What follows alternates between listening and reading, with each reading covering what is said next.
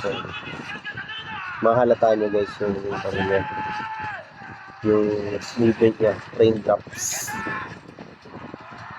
So, yun guys, welcome sa Jan Enjoy TV. So, pakipollow na lang kami. So, may share lang ako sa inyo tungkol dito sa Infinix 030 kasi napapansin na ko ngayon na yung pag nanonood ka ng Netflix, medyo lag siya. Check natin. Ayan. Pero naka 5G Wi-Fi kami yan. Okay naman yung internet connection namin. Pero kung makikita nyo guys, okay, mahalata nyo guys yung ano niya, yung snippet niya, raindrops.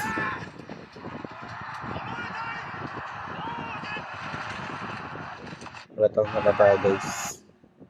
Itong may mga movement. Kahit mabagal ang internet connection, alam ko hindi naman ganito yun. Pero papansin nyo guys, halatang halata sa mga labanan na sa mga ganyang scene na may frame drops. 荒地の民と戦いな。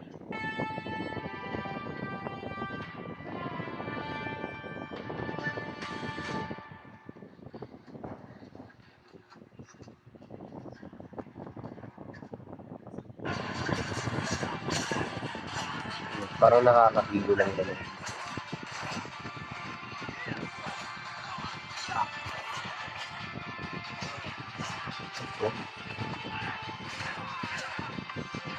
さあ、近づけろ、近づこうとせ。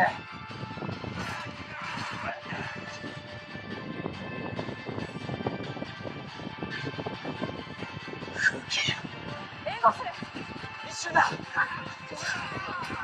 Yun guys, check nyo na experience nyo kung ganito rin yung experience nyo sa Netflix sa Infinix 030 at sana ma-address to ng Infinix. Sana nakita nyo to.